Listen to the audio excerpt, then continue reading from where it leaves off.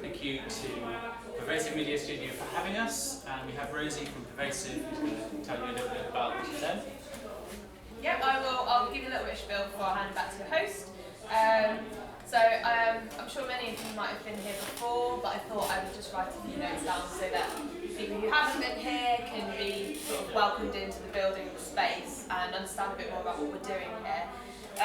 So first and foremost, the Pervasive Media Studio is a research and development space for people working at the intersections of artistic practice and creative technology. We work with a community of theatre makers, engineers, storytellers, creative technologists, product designers, roboticists, and everyone in between, basically. We don't discriminate between the disciplines there.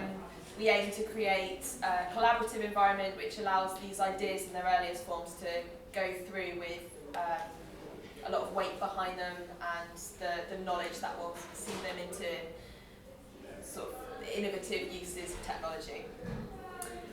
We're a partnership between the two universities in Bristol, and we're managed by the Watershed, and that really gives us a lot of weighting, and it allows us to work with academics and researchers as well as all of these creative practitioners, which really benefits the projects that we look after.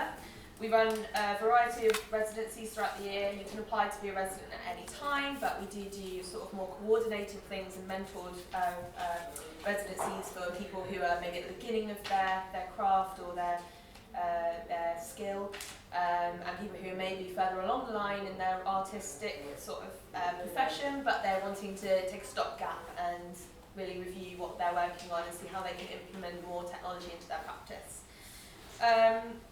So we don't charge for space here. We kind of gift residencies as part of a generosity in kind agreement. So anyone who had a really great idea that was using innovative use of technology and might be able to zhuzh up the place in terms of bringing in new ideas and new skills. It's all done by the sharing of knowledge and the sort of skill sets and the knowledge that's brought to the table there. And in terms of our public offering, for anyone who is interested in coming to the space, we run open studios on a Friday, and that allows you to come and work with us for the afternoon, and we start that off with a tour of the space, which is a whistle-stop tour just to meet some of our residents. And we have a really interesting and exciting programme of talks that happen at 1 o'clock on a Friday. So if you're ever around and you fancy coming along to one of them, that'd be brilliant. And if you wanted to book onto a tour, you can grab my card on your way out, and I'd be happy to schedule you in. So I'll hand back over to Ben, who's ready for anything. Thank you very much. Okay, so today it's all about automated cars, driverless cars. It's something which is extremely close to my heart and very, very current. We're facing these things now, and they're being tested on the roads now, as you'll discover. We've got Lucy and Matthew here, and we're going to be talking about the law, the liability and the insurance to do with these automated cars. So I'd like to invite you, Lucy, to start. Cool, thank you.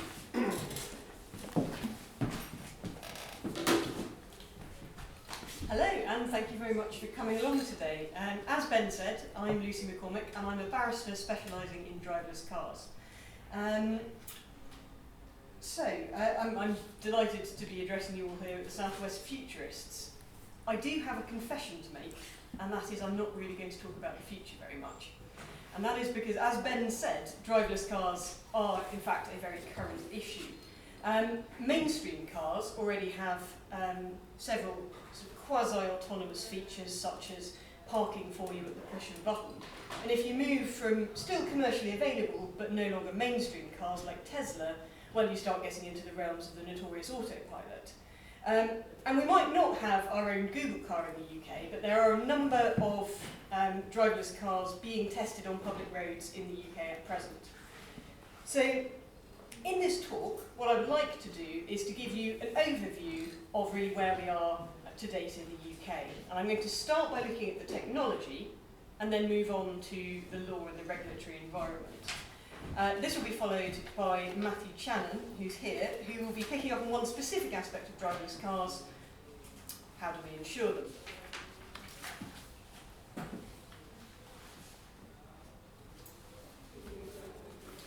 Before we go any further, what I'd really like to do is discuss what we mean by driverless cars, because it's important we're all on the same page. Some people say driverless cars, some people say autonomous cars, some people say self-driving cars. They're all essentially the same thing. Driverless cars happens to get more Google hits, but exactly the same thing. If you're in the industry, you tend to call them connected and autonomous vehicles, but that's a bit of a mouthful, CCAVs. Anyway, it is useful to have a little bit of precision about what we mean when we're talking about driverless cars. And this is why most people in industry use something like this diagram I've got here to indicate what we mean by the different stages. Now, off the side of here is level 0. And level 0 is a car that has pretty much no tech in it whatsoever. You just push your foot in the drive, do the steering wheel, and it goes from side to side. So probably the sort of cars you maybe learn to drive on. At level 1, we have function-specific automation, and what that means is it's got a single function that's controlled. So it might have electronic stability control, or it might have cruise control. So it's got one bit of quite serious kit, but they're not connected together yet. Level 2 is when it starts to get interesting. You start putting more than one bit of kit together. So you might have adaptive cruise control, and you might have lane keeping assistance. And you put those together and you get something that's greater than the sum of its parts. But what you still need on level 2 is a driver there all the time and at short notice. Level 3, this is where you start getting something you might call a driverless car. And the vehicle takes control for most of the time, but the driver is expected to be available for occasional control with reasonably comfortable transition times. So this is the sort of thing where the car might be doing the motorway for you, but it might be then going along a busy shopping street in Bristol and saying, whoa, this is a little bit too much for me, please can you take back control in 3 minutes? That sort of thing. And the Google car is a good example of a level 3 car. Level 4 is the Holy Grail, and that is full self-driving automation. In principle, you wouldn't need a driving license, you could have disability, you could be blind, you could be a child, post your child in it and they'll drop them off at school. That's the kind of slightly more sci-fi car that we're talking about there. Some people add a level 4B up there, or a level 5. The level 4B tends to be used to refer to connected vehicles that can not just self-drive themselves, but talk to everything else that's on the road. Level 5, people tend to mean a car that is really as good as a person in every way. By way of example, it could do off-road driving, which at the moment, even a level 4 car probably couldn't manage going off-road, but most people probably could. But most people, for most purposes, just use levels 1 to 4. And there are a few versions of this. Some people define them a bit differently, but most people in the industry are using this scale. So where are we on the scale? Well, I think it's fair to say that the history of car making has been one of gradually increasing levels of automation. And a useful way of illustrating this is with motorway driving. So, as you can see, in 1958, we start off with cruise control. So, you set the car at 70, the car goes along at 70. In 1995, so quite a long time ago now, you got adaptive cruise control, which used something like a radar to work out how far ahead the car was in front and to match it, or to stay a set distance from the car in front. And both of those stages are still firmly level 1 on that diagram, on the last diagram. In 2010 was when you really started to get combined functions. So you might have adaptive cruise control, but you'd add in lane keeping assistance. So you'd be driving along and you'd veer a bit and the car would go, nope, and nudge you back into lane. Or blind spot intervention, where you merrily start to pull out because you haven't checked your blind spot, but the car knows there's something in your blind spot, and again it says, nope, back in your lane for you. And so that's been mainstream for more than 5 years now, those sort of combined technology. This spring is where stuff has really started to go to the next level, in my view. And this is something that's known as either Autobahn Pilot or, more boringly, Drive Pilot. And this is largely hands-free motorway driving. So the car will take you on the motorway, it will drive you, and it will overtake for you at the push of a button. And that is in a commercially available car, the Mercedes E300, its new top-of-the-range premium car. So we're not talking Teslas or anything like that, we're talking an absolute mainstream premium brand who've brought this out because they think there's the demand for it. Now you might have noticed that earlier I said it was largely hands-free. You might think, well, what's the largely? The largely is because they've set the technology to remind you to touch the steering wheel every 30 seconds to 1 minute, because essentially they're worried about getting sued and they want to make it plain that you're still technically driving the car and you're still technically on the line if anything goes wrong. But the technology is there for it to drive itself. It just wants you to touch the steering wheel every so often, just to stay on the safe side. So that's at the motorway driving end of things. Of course, there's lots of other tech at other ends of the speed spectrum. Most of us have now seen self-parking cars in practice. If you're rubbish at parallel parking, you drive up to a spot, it tells you if the spot's large enough, you press a button, cross your hands, and it goes into the parking space for you. And it usually does that slightly unnervingly quickly, because it doesn't really need to inch. The more difficult element is the middle of the speed spectrum from a technology point of view. And I know some of you might be roboticists and might be familiar with this, but for my money, the middle of the speed spectrum is where the really interesting work is happening, because they're coming up with things called traffic jam assistance. There are a few different names, but essentially, if you're in that boring stop-start traffic, you're never getting above 10 miles an hour, you're inching forward a couple of metres and stopping, and inching forward a couple of metres and stopping. That really tiring commuter bank holiday traffic. Well, hopefully that won't be something you have to drive much longer. You'll be able to press a button on your car and it'll be able to do it for you. And yeah, I would be delighted to see that happen personally. I love driving, but I hate that kind of commuter driving. So the bottom line is that we're still commercially very much at level 2 of that diagram I showed you. Autobahn pilot is starting to nudge the bottom of level 3, but we're really still, broadly speaking, on level 2. But level 3 isn't far away, and it's widely anticipated that it will be on sale by 2025. And that's not just me being a futurologist making a prediction, that's what the car companies themselves have been saying in recent press releases. So Volvo, Audi, Mercedes, Nissan, Ford and BMW have all said that they will launch self-driving cars by 2025. Now, as we've seen earlier, how long's a piece of string, what's a self-driving car? But that's very much where the mainstream technology is going there. And you might say, well, where does Tesla fit into this? Because they're not necessarily a mainstream car manufacturer. And where does their autopilot fit in? Well, prior to that first notorious autopilot fatal crash, it was clear that it was being marketed as a level 3 type vehicle. And since that crash, it's been quite clear that they've been trying to market it rather more clearly as an advanced level 2 machine. And there's an interesting story to illustrate that change of market position by Tesla. And that's in relation to the Chinese naming of the autopilot feature. So originally, the Chinese website for Tesla described the autopilot feature as something which meant autopilot. And they removed that and they changed it to something that translates as self-assisted driving.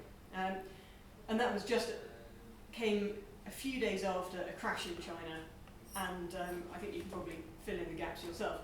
I should say that a Tesla spokesperson has said that at Tesla we are continuously making improvements, including to translations. We have been in the process of addressing any discrepancies across languages for many weeks. Timing had nothing to do with current events or articles, but I'll leave you to make up your own mind there. Anyway, what I'd now like to do is talk about where we are on the testing. And there are several projects in the UK at present. And it's quite interesting. You can see that they've all gone down quite different lines in terms of what they're trying to do, visually at least. So this golf cart-like vehicle over there is the Gateway project. And that is already on the roads, well, on the public spaces. I'm not sure if it's in the roads, near the O2 Arena in Greenwich in London. That's the UK Auto Drive project, which is in Milton Keynes. I've heard rumours that the route that it runs is basically from the station to the John Lewis. I don't know if that's true, but I like to imagine it's true. Then this Ventura vehicle that looks like a sort of technology-encrusted Jeep is based in Bristol and is on public and private roads around there. I'm not sure if it's quite got onto the public roads yet, but it's a matter of any month now. And finally, there's the Volvo Drive Me project, which plans to have tons of essentially unmarked, normal-looking Volvos going around being driverless in central London. So in many ways, it's the most ambitious of the projects. And the fact that we've got all of these projects in the UK is very much the result of a lot of government investment and quite a proactive approach by the UK government. They've invested 20 million to date as part of a £100 million investment in research and development of so-called intelligent mobility. Now, intelligent mobility is a little bit wider than just driverless cars, but it's still a lot of money, and they're seeing fairly good returns on it at present. So, you've seen quite a lot of technology. I'm afraid I'm now going to inflict a little bit of law on you. Where is the law at present? Well, the government has already done the hard work of finding out reviewing the law and working out what the legal position is. And I'm sure you can read this over my shoulder, but essentially what they've said is real-world testing of automated technologies is possible in the UK today, provided that a test driver is present and takes responsibility for the safe operation of the vehicle, and that the vehicle can be used compatibly with road traffic law. Now, that's actually very unusual. In a lot of countries, you would need primary legislation to legalise driverless cars. Whereas actually, in the UK, we're starting from the starting point that they are fundamentally legal. And in particular, many of our competitor countries have been somewhat hobbled by the 1968 Vienna Convention on Road Traffic, which is a fairly dry bit of legislation, which back in 1986, when none of this was a twinkle in anyone's eye, happened to require that every moving vehicle or combination of vehicles shall have a driver, and every driver shall at all times be able to control his vehicle. Now, that dusty passage in this 1968 convention arguably precludes a lot of our competitor countries from testing automated vehicles. Now, the amendment of the Vienna Convention is very much underway, but it's fair to say the UK has a really significant head start, and the government knows the UK has a head start, and it's fair to say the government is on it. So, one of the things the government has done is in July 2015, it issued a UK Code of Guidance for testing automated vehicles, and this is testing on public roads. It's not statutory, which means it has the same sort of status as the Highway Code. If you breach the Highway Code, you're not breaking a law, but it's also likely to be very relevant to whether you're found liable in any future legal proceedings. So it's in that sort of twilight legally. There are a number of key points from the code, and most of them are absolutely common sense, but it's still quite interesting. Vehicles must have completed in-house testing on closed roads, perfectly sensible. There must be a driver present whether or not the car is in an automated mode. Now, how you apply that to something like that little pod that they were showing in Milton Keynes is they've said that you don't necessarily need a driver in the vehicle, but there's got to be a test operator somewhere with a big red button that they can hit to stop it if necessary. It must be clear to the driver whether or not it's in automated mode. I mean, it seems obvious, but it's a pretty important point. And the driver must be able to retake control very, very quickly if necessary. The vehicles also have to have some sort of defence against hacking. Again, pretty sensible. Also, the vehicles have got to be fitted with a black box, just in case there is an accident, so we can learn from it and not make the same mistake next time. The final bit of recommendation in the code, and my absolute favourite bit from the code, is this. Test drivers should continue to maintain gaze direction appropriate for normal driving. And that is obviously to avoid unnerving other road users, and I think that's rather charming. The UK government has actually gone out on a limb and expressed a view as to liability for anything that goes wrong during testing. Because everyone always says, oh, we have no idea what's going to happen with liability with driverless cars. Well, we do have a pretty good idea what's going to happen with liability of driverless cars if anything goes wrong during the testing process. And the government has said that if the theoretically autonomous vehicle is in manual mode, so it's just being driven by the person, but it happens to have autonomous tech, then it's perfectly straightforward. The normal rules will apply. The test driver will be responsible for it. If the car that's being tested is in automatic mode, well, the test driver is still liable because he probably ought to be watching it. That's not quite how they put it, but the test driver ought to be overriding it as necessary. So the position for when it's being tested on liability is really very clear. The position, once it starts being inflicted on consumers, is hopefully going to keep lawyers in business for some time.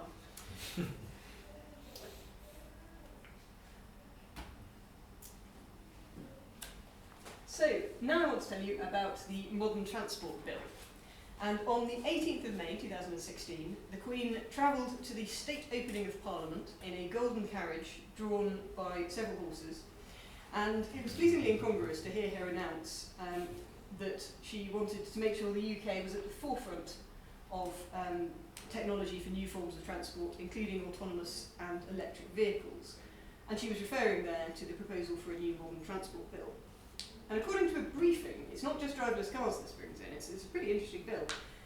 It plans to bring in legislation to enable the UK's first commercial spaceport, new laws in relation to driverless cars, and new rules to bring safe commercial and personal drone flight a step closer. So it might be actually worth going and looking up because it's a pretty interesting bit of legislation. But for legal geeks like me, the bit that is causing the most interest is the proposal to create, and I quote from the briefing, the world's first driverless car insurance legislation. And there's been an extensive consultation on what form that should take this summer. Now, this is pretty exciting stuff, for lawyers at least, and I will hand over to Matthew later, who's going to be telling you about that in more detail. In terms of legislation more generally, not just legislation about insurance, there is wide-scale legislative reform planned, and the timetable for that is summer 2017. The particular points that the government's looking at is reviewing the allocation of liability as between driver and manufacturer, and possibly spelling out the position in legislation. Secondly, amending the highway code to reflect the fact that not just that some vehicles are driverless, but also how people who aren't in driverless vehicles ought to interact with them.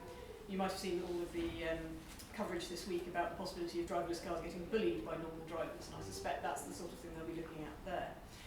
Also possible changes to the MOT, because you'll need to make sure not just that the car isn't rusty and the brakes work, but also that that it's received all the updates it needs to work safely.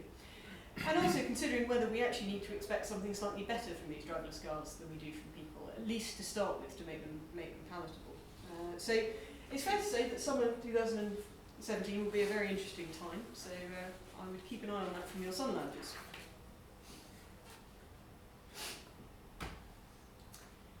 Now, without wishing to preempt the outcome of the government review, it is possible to speculate on some of the key product liability issues for driverless vehicles. And I'm going to play you a video which illustrates those issues quite vividly. Before I play it, I should say that this video does look quite shocking, but no one was injured more than bruises.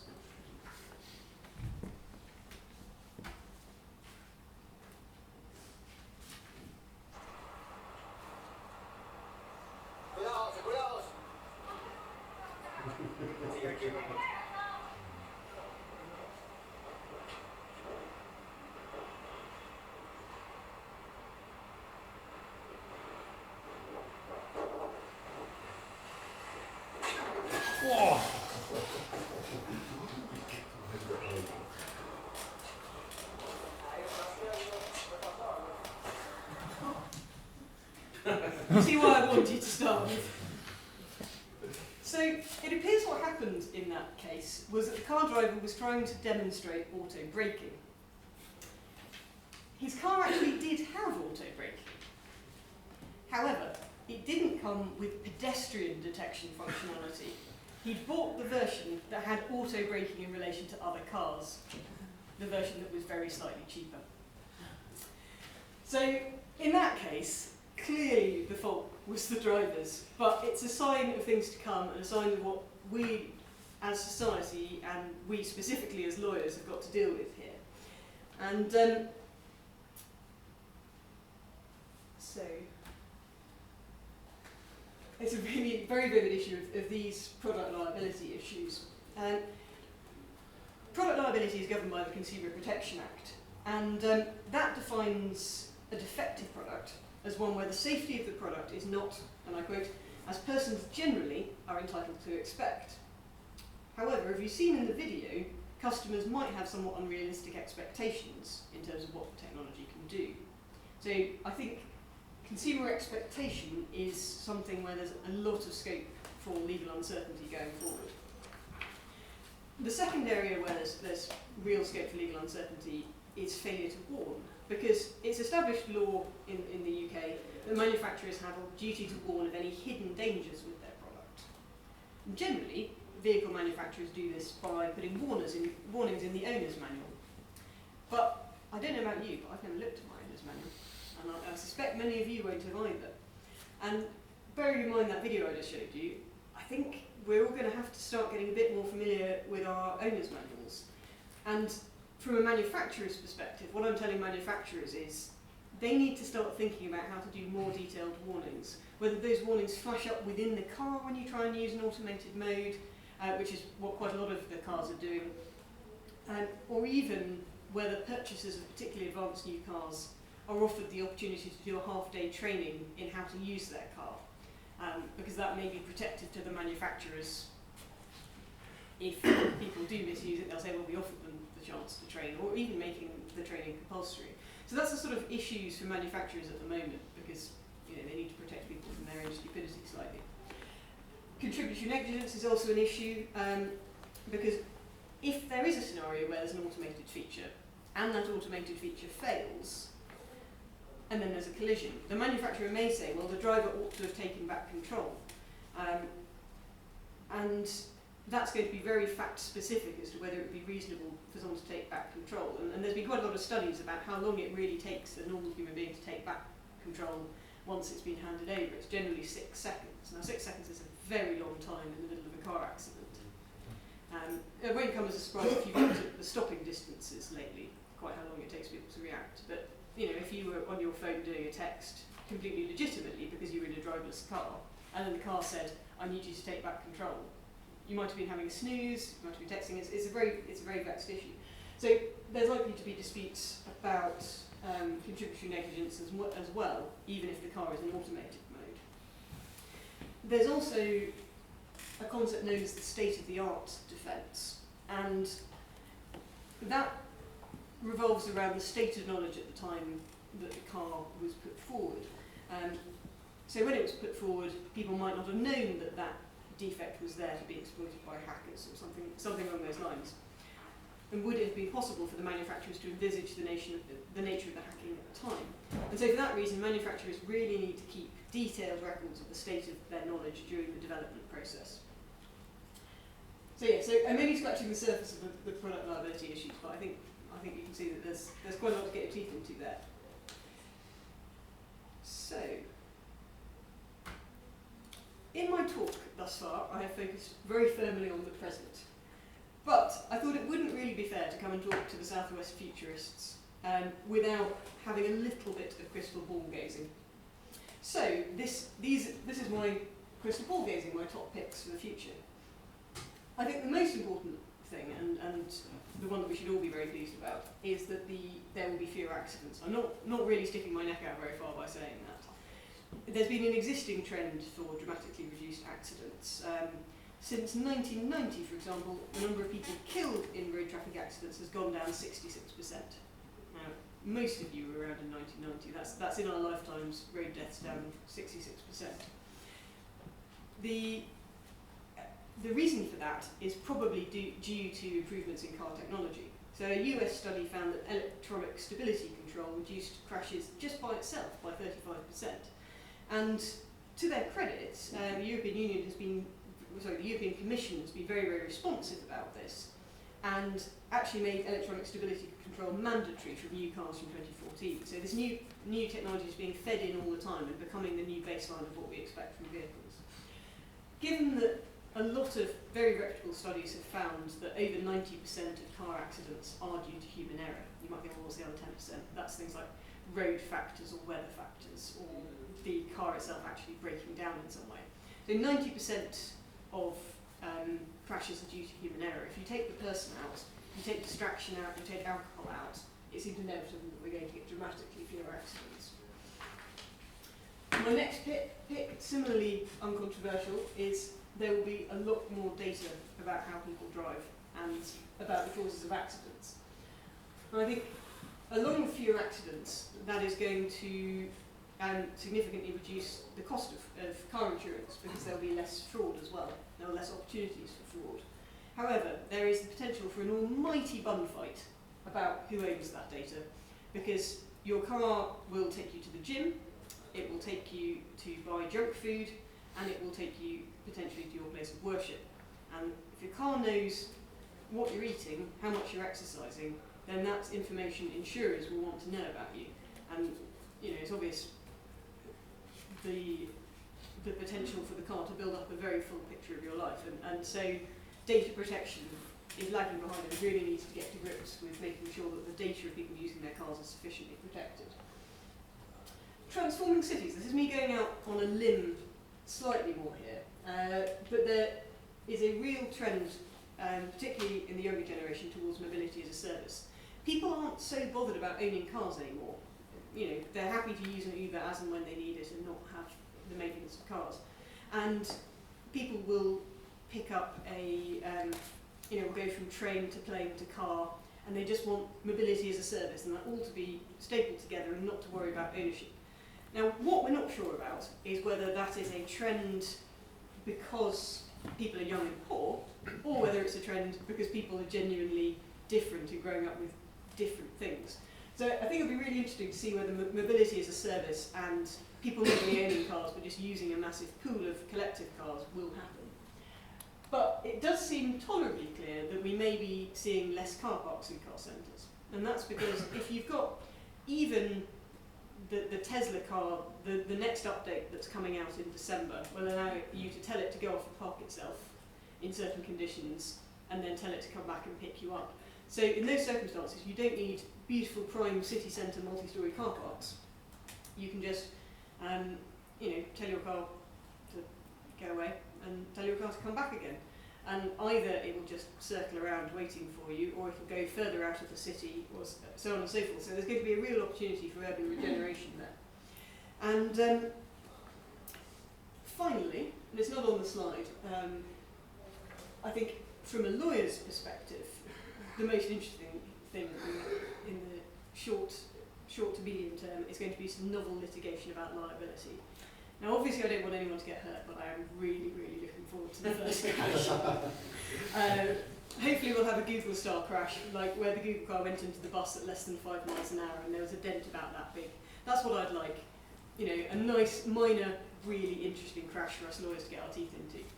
That said, I don't think the litigation is going to be that novel, all things considered, because as I covered at the start, this is all just a big continuum all the way up from cruise control to these autonomous cars. And the courts are used to dealing with disputes about cruise control going wrong. And it's only just a little step further each time that it's going to have to deal with as these cars come on the road. So I think the courts will probably take these things in their slides, in their stride. So there you go. You should now be up to date on where we are in the UK on driverless cars at present. Things are very much changing by the month, by the week, by the day. So if you would like to be kept up to date, please do follow me online. I will hand over to Matthew. Thank you. I think if we'll do questions at the end, and then let me get your slides up. Get straight into Matthew's talk.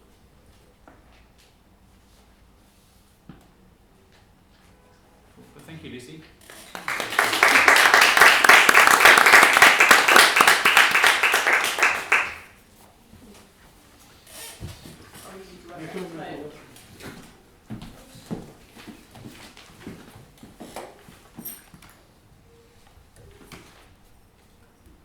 So yeah, thank you for inviting me this evening. I'm Matthew Channon. I'm a teaching fellow in law at the University of Southampton. I thought I'd also get a small plug in there. My academic prize I won last week on driverless cars as well. I presented a topic in Vienna, lovely city actually, on this kind of area. So yeah, I'm also with me Hannah Stones. She is a researcher on the insurance of autonomous vessels. So I didn't realise they existed until Hannah started talking to me about them, and they are actually also very interesting. And so kind of the Institute of Maritime Law at Southampton and the Insurance Law Research Group at Southampton are working together quite closely on both the vessels and driverless cars. We also sent out, a few weeks ago, a response to the House of Lords consultation. It was quite a controversial response, written by mainly myself and Hannah, looking at the different areas of reform. And we have stuck our neck out a little bit and decided which ones we prefer and which ones we don't prefer. So it'll be interesting to see what comes of that. Anyway, move on from that.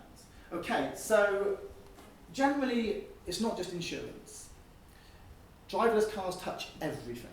Every area of law you can possibly imagine has some relation to driverless cars. So it's not just the insurance academics that are getting really excited, or the tort and liability academics, or barristers or solicitors that are getting interested in this. It's also academics from everywhere. From all of the areas of law possible, we have some relation to driverless cars. So liability, copyright. Copyright lawyers at the moment are getting really excited around this area, especially as there's a lot of time limits on some of the software.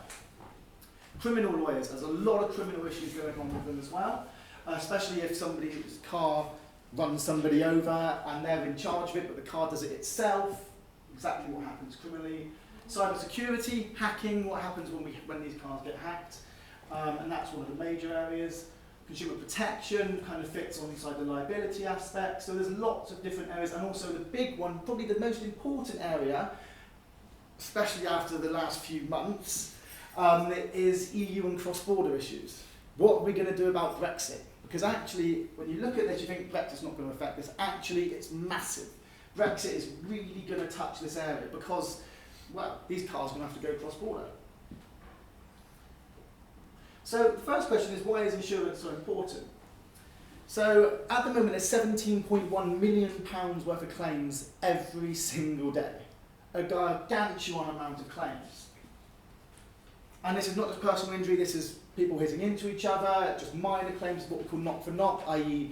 two cars that are equally responsible. The motor insurance industry is worth £14.1 billion, a lot of money. So there's a lot of money at stake here. And actually motor insurance makes up a vast amount of this area. And over 90% of personal injury claims are due to road accidents.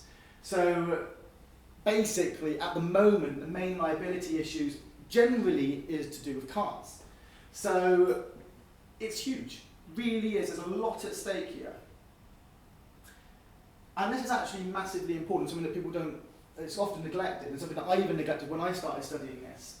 If you don't have insurance, and if insurance wasn't compulsory, people who are being hit by cars would not get the compensation that they need.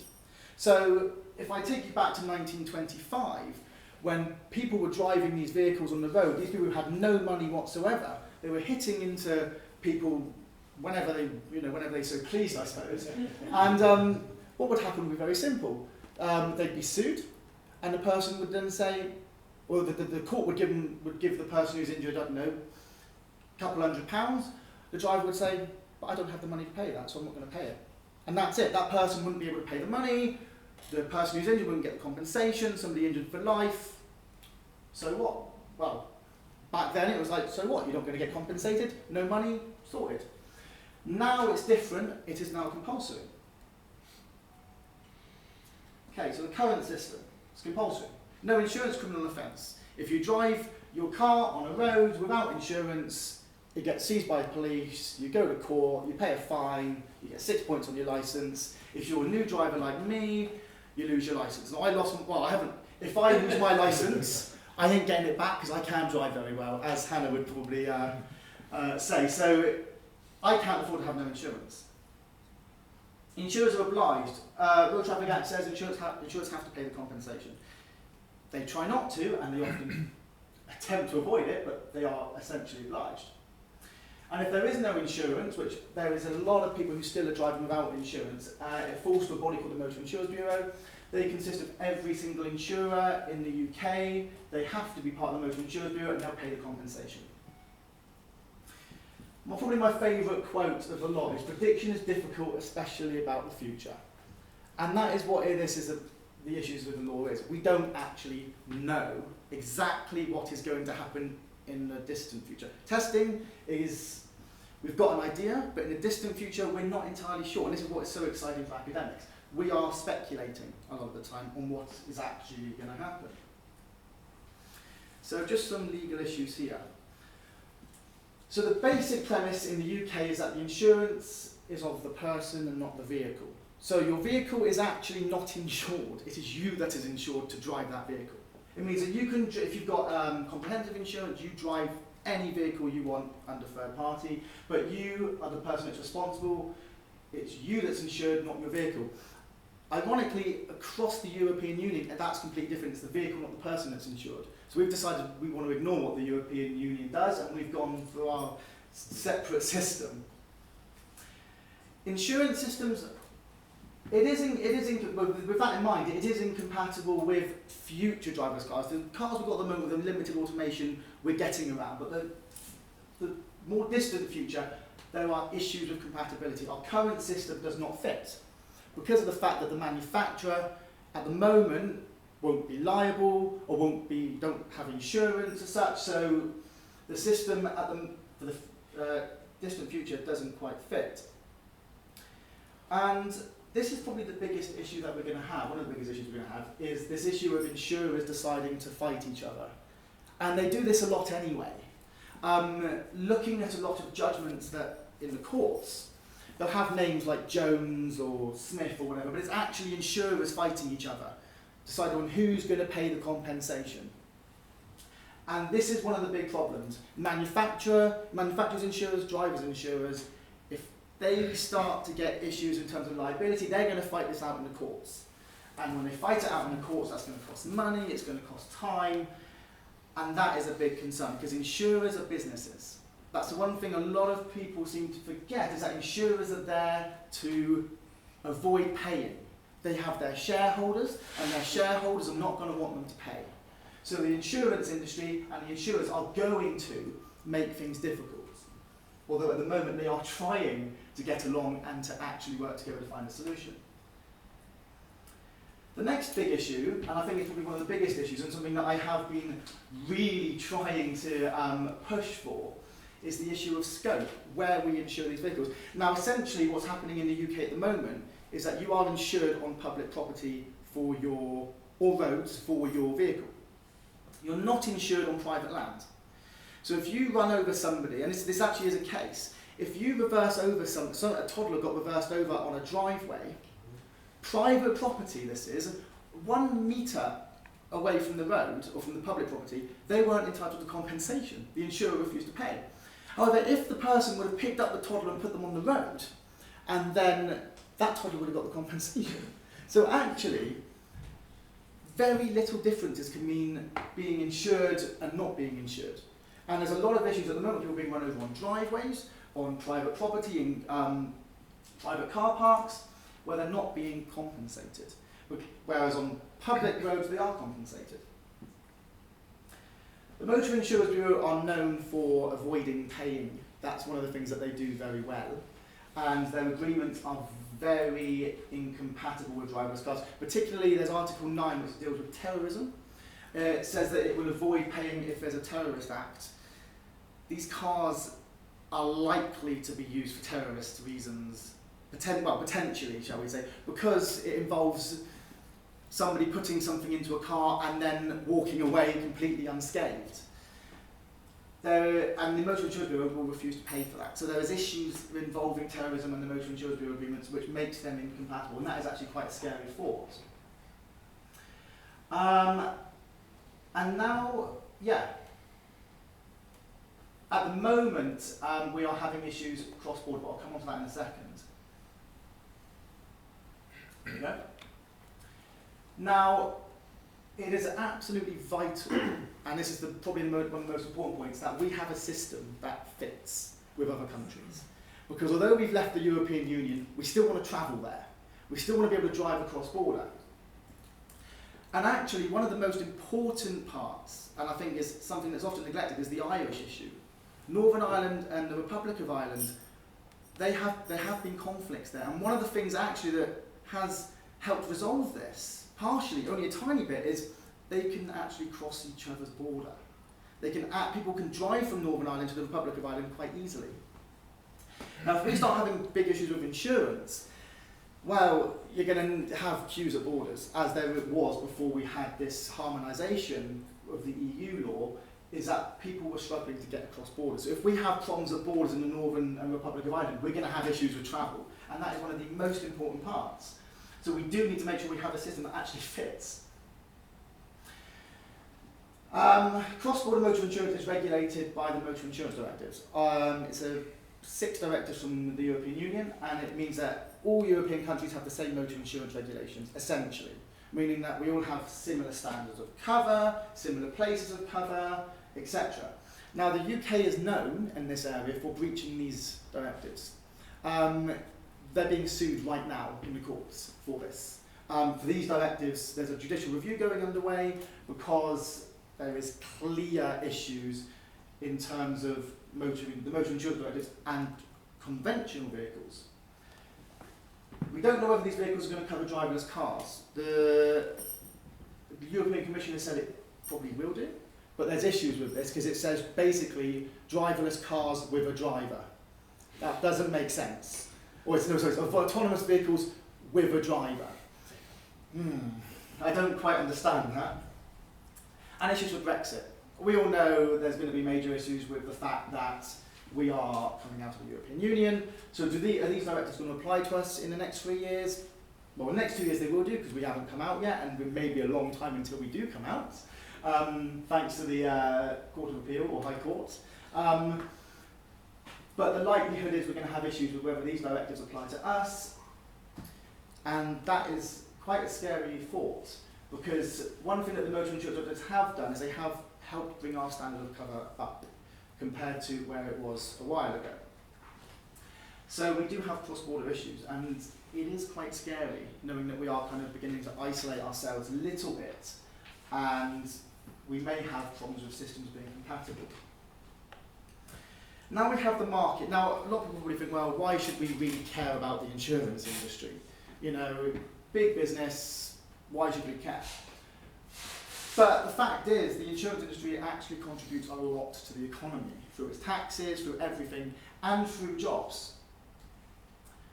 And the issue is going to be is that if insurers, and there are some insurers who rely on motor insurance for their business, some who employ a lot of people, if we start seeing claims go down, premiums are going to go down, and that means profit's going to go down. So these insurers could just go bust, and that will mean losing jobs. Now, hopefully those jobs will then just be replaced by the manufacturing sector for these cars, or for lawyers, or academics, because we're loving this. We are absolutely loving this area because it is such an interesting area, and also because of the fact that it's just, you know, it's blowing up at the moment, really. And also insurers are going to have to adapt their training and practices, which is also going to mean a lot of phone calls if you've had an accident, and it's going to mean a lot more time. So there are a lot of market issues, which I think is a little bit scary for the insurance industry. So reform.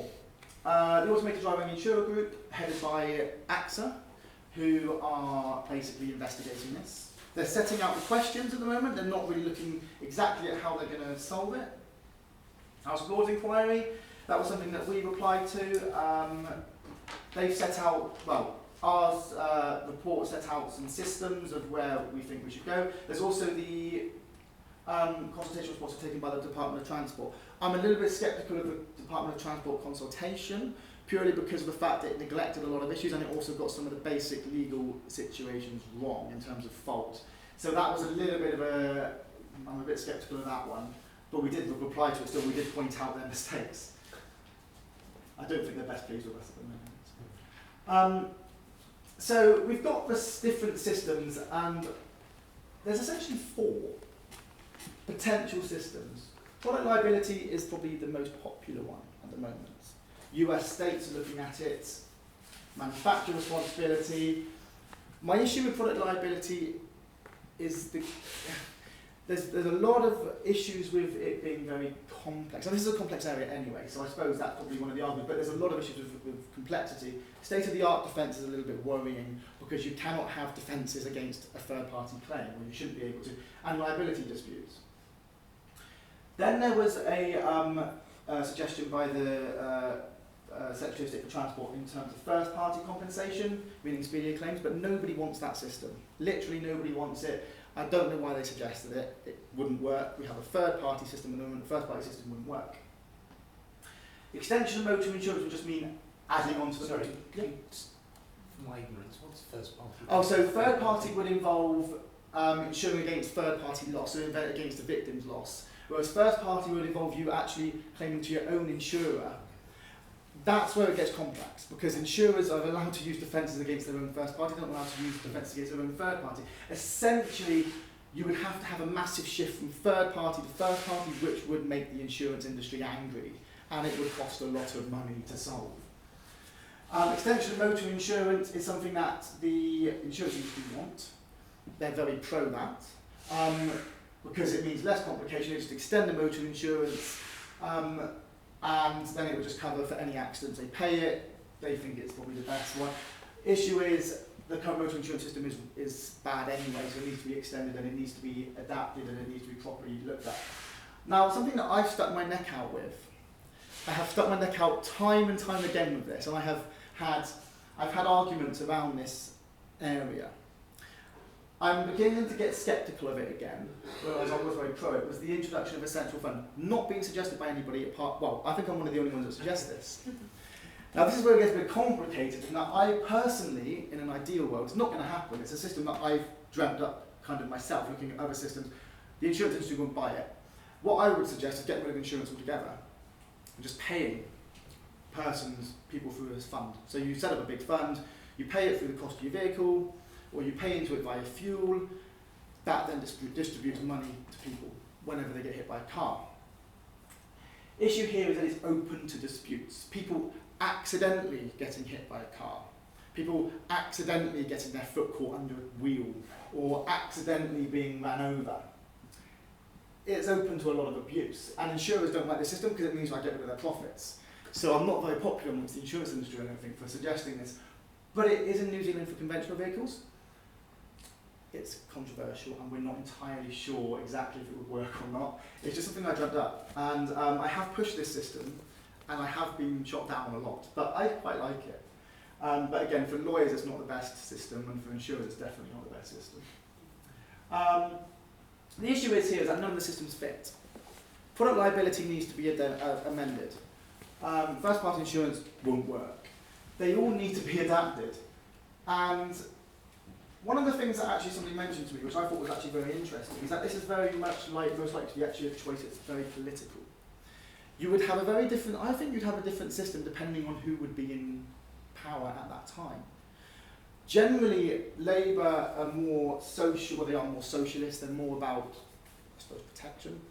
The Conservatives are a little bit more about protecting business. And I think there is some issues as to, there is a potential choice that it could be quite political. For example, the Conservatives would hate my idea of a central fund, and they probably do, because it's too much about paying out on residual. But there are a lot of issues with, and a lot of it can be decided, it's probably going to be decided politically.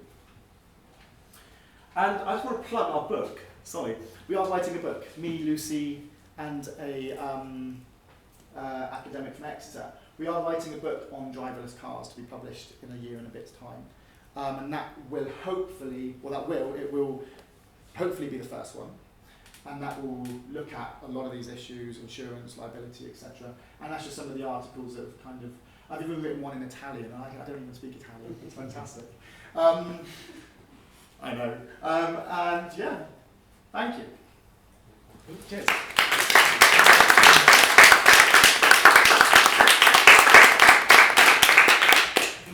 You got a couple of minutes? Yeah, cool. Have we got any questions? Yeah, I've got one. Hi, very interesting. I'm a robotics engineer, and ever since I took my first lesson, the first day at university, one thing that's always troubled me is the technologies that underpin these autonomous vehicles. They're not new, they've been in labs for 10, 20 years. They've only just broken out into the actual hardware, and that's why we're seeing this explosion of vehicles. So what makes them so good is that they have this inherent ability to change on the fly. So the software writes itself. Nothing new about this, but putting it in charge of machinery, never been done before, at least to this extent. I'm just interested in what the law thinks about this, because you could have a theoretical situation where you buy a car, download the latest software update, go for a drive, and while you drive, that software has changed completely from what was developed by the software developers. It's the way that the machine learning and neural networks work. They can't perform the way that we're expecting driverless cars to perform if you just give it a set of instructions out of the factory. It won't work, because that's the way our minds work, by adapting. So I'm just curious, because it seems like liability, as it's been described here, just depends on you having a fixed, configuration of the car. And I agree completely. It's one of the big misconceptions. You'll all read in the papers people go on and on about the so-called trolley problem, and how should a car be programmed if it has a choice between killing the occupant or killing a child on the road? Those sort of debates, and they're very interesting philosophical debates. But my understanding is that actually, with the way the tech works, it's machine learning, and you don't really need. There isn't an engineer sitting back thinking, who shall I kill? The machine kind of learns, and you can't put your finger on the particular bit of code. And I think that's very poorly understood, both in the insurance and the legal industry. And I think at the moment, if you put a gun to my head and said I had to give an answer, I'd say that whoever makes the product is probably still liable for it, even if they put it on the road and 10 years later it's taught itself all kinds of things and it's become very different from how it was first put on the road. But I went to, so I think in the short to medium term, that's the boring answer. But in the longer term, one of the things that I think will be really interesting in this sector is whether we come up with new legal concepts to deal with that problem, like we did with companies. Because we have companies that are legal people. So, if I'm, Black Shoes Limited or whatever, that becomes a person in law. And we treat it like a person. We say it can come into contracts, we say it can breach contracts, we say it can be negligent. But it's not a person, it's just a bit of paper saying Black Shoes Limited. And I think that there's a possibility for coming up with that kind of concept for sort of machine learning, artificial intelligence concepts, and then having a slightly more flexible relationship to who put it in the world and how responsible they are for what it learns when it's in the world. Yeah, I think that's very interesting. You mentioned some legislation, 68 or 86? Yeah, the Vienna Convention. So who does that cover? So I'm trying to figure out who our competitors are and where we sit in the grand. Almost everybody. It's a complete accident that we didn't sign it. Right, so is that a UN thing? I'm not entirely sure. All I know is that it doesn't cover. We've decided not to sign it. Like we're probably not going to sign many agreements in the future in terms of stuff from Vienna. But as far as I'm aware, it covers pretty much most of our neighbouring countries. Most of the most advanced countries in the world have signed it. So it's covering a lot of the US. I think it does. I'm not sure. I know New Zealand. I don't know. We ought to know that. Sorry. Yeah, I should know that, but no, I know that New Zealand doesn't because they are in the same position as we are in that they are able to put cars on the road. Now, something that somebody told me which was quite funny was that nobody wants to test them in New Zealand because it's New Zealand. But generally, it's not me that said this either. It was actually somebody from the institute. But yeah, generally they won't. They have the same kind of system that we do.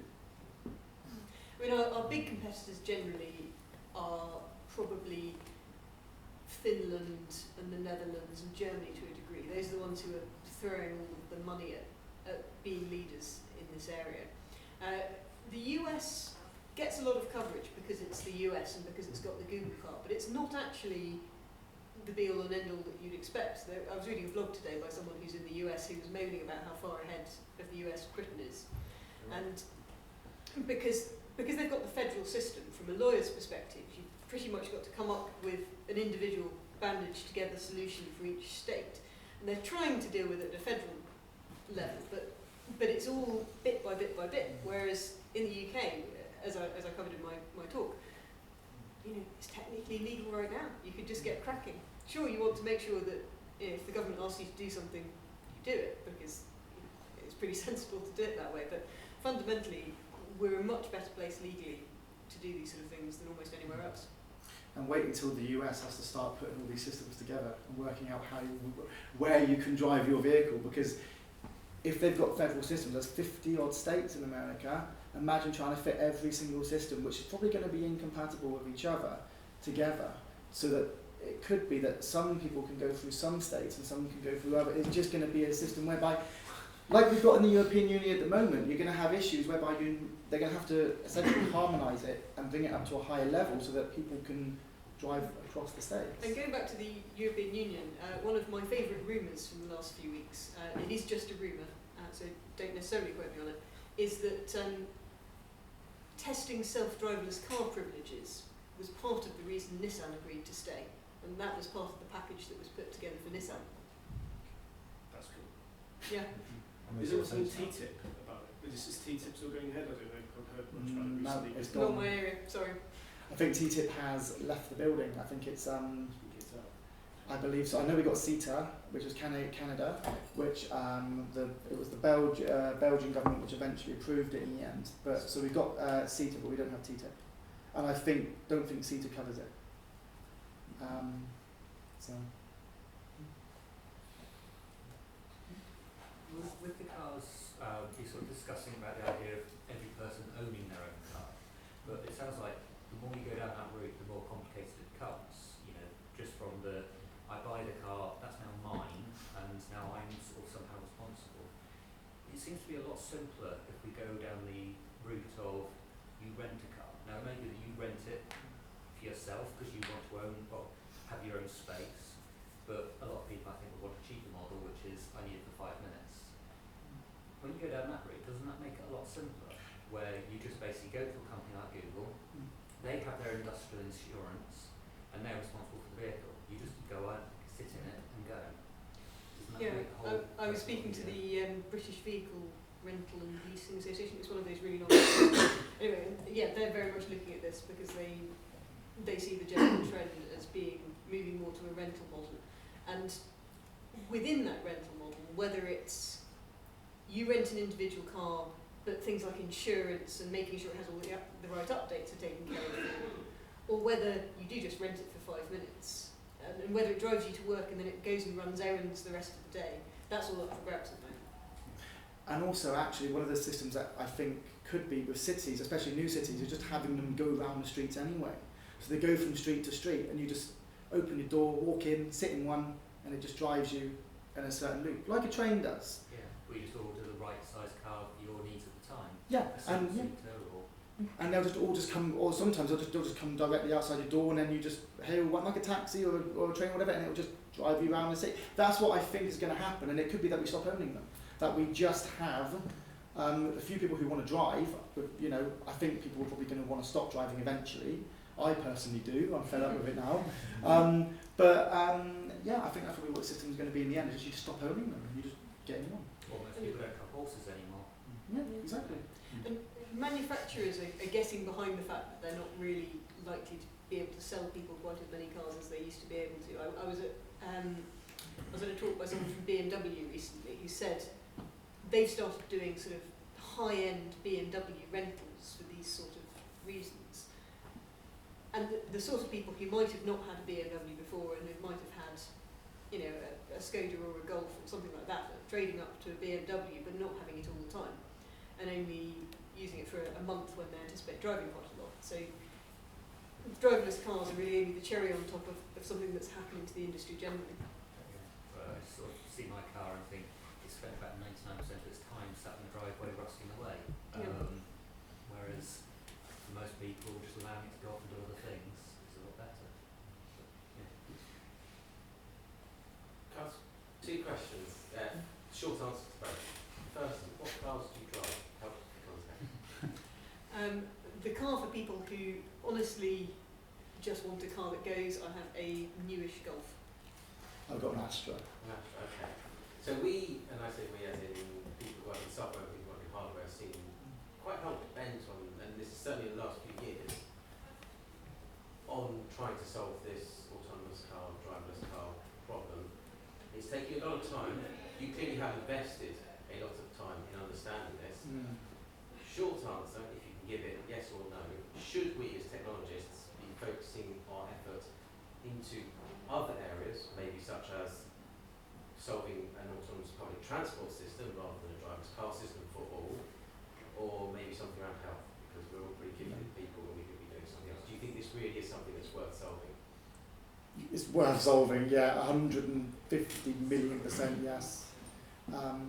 And the reason why, if I can just say, is very simply because of the fact that if you reduce the amount of time on the motorway, if you reduce the amount of road traffic accidents, you're going to be solving health anyway. Because people going into hospital with a broken leg, people going into hospital spending a year in a hospital because they've had their back or neck broken or their lives ruined, just saving money anyway. And that money then will go back into the economy and that will solve the health problems.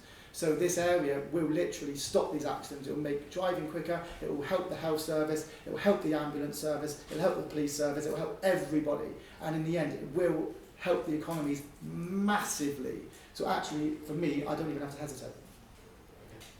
I think just on that, I think if you're a technologist and you're not getting people to look at adverts, you're already winning. So that's, that's cool.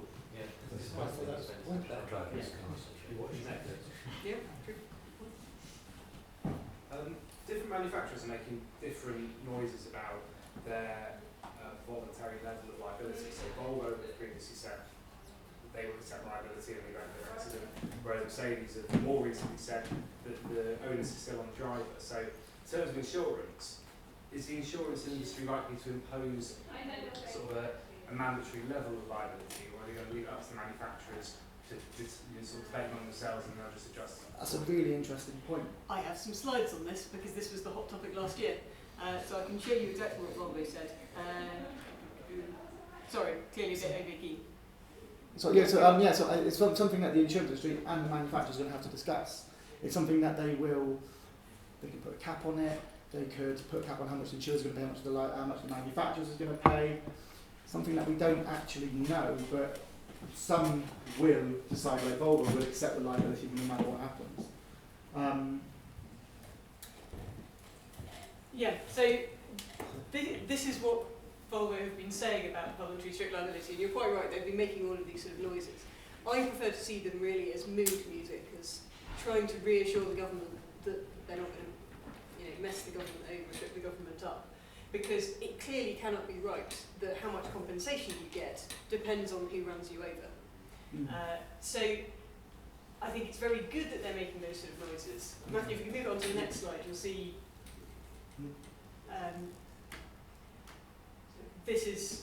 these are the caveats that they said when they were pressed on it. So it's an insurance policy, essentially. Exactly. Yeah, so even what they're saying now, if you look at it, it's really just mood music. But I think it's a really interesting idea, and if I was advising Volvo, which sadly I'm not right now, but give me time, then I would be telling them to do this too. But in real life, we can't have a strict liability system unless it's a strict liability system that's imposed on all of the car manufacturers equally. With the Volvo insurance, are they intending to continue that promise for the life of the vehicle, as in 20 years later? I don't think we will. I don't think it's a promise. I think it's mere puff. Lawyers would call that mere puff, and that's the technical term.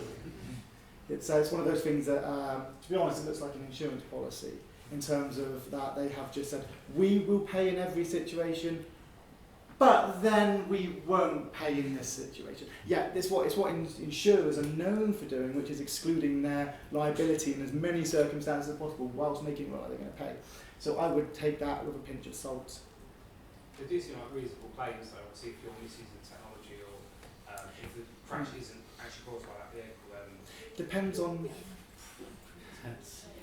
what the class is misuse and also what exactly the cause of the link. I mean, if you're operating a vehicle drunk, for example, if that's still against the law to operate a vehicle autonomous or not whilst drunk, that's misuse, I suppose, isn't it? But I think the problem with sort of misuse in inappropriate way is that owner's manual that's tucked away somewhere that you never look at will say, even when it's in autonomous mode, you need to keep both hands on the wheel at all times and be paying attention. But you're only human. The reason you bought a driverless car was that, say, you could play top drums or whatever with your children when you're driving somewhere.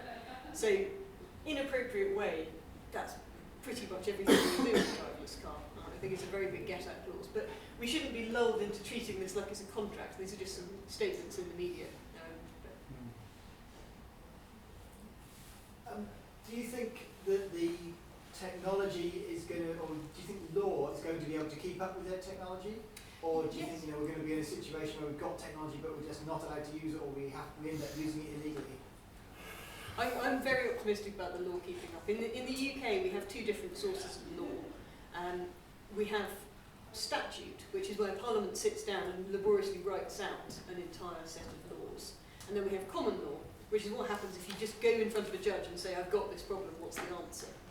And that common law, which we've had since the Middle Ages, is incredibly flexible.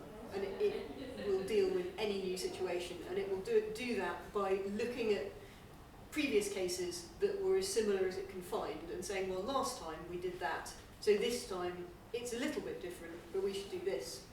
And English law is an incredibly flexible and vibrant thing which can cope with pretty much anything. So, whilst it's flexible, sometimes it just takes too long. What are cases to just go through the courses that's every time? Or? I mean, I'm a little bit more sceptical purely because I agree that case law will be able to adapt. Our current motor insurance provisions are essentially from 1934. They're about it was the 1988 Act, but which is identical to the 1934 Act. It's 80 odd years old, and it is out of date. We've got provisions in there which we no longer use. And the problem is the government has just left it, and it's left it in a state of just complete and utter. It's a wreck, to be honest.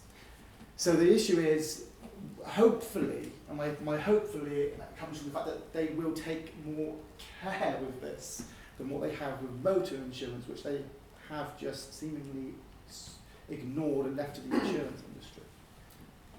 I'm very sorry, everybody, but I'm now going to have to run for a train. But it's been an absolute pleasure, and I will leave you, Matthew, to carry on the conversation. Thank you. Thank you. And I'm going to steal this.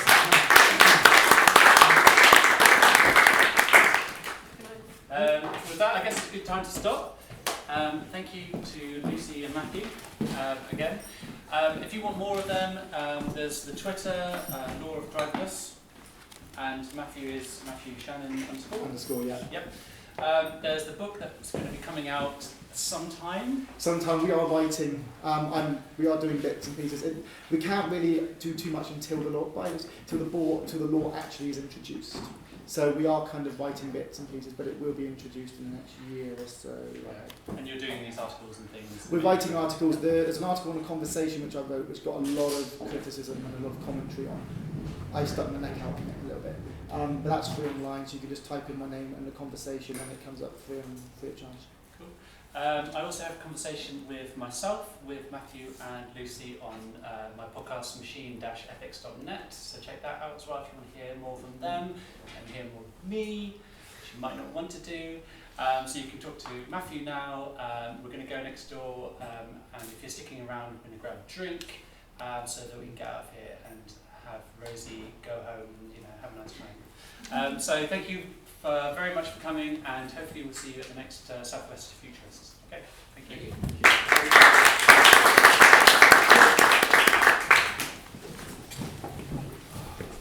Do you have another handout? Pardon? Another handout? Oh yeah, these ones. Oh yeah. Yeah, there's loads actually.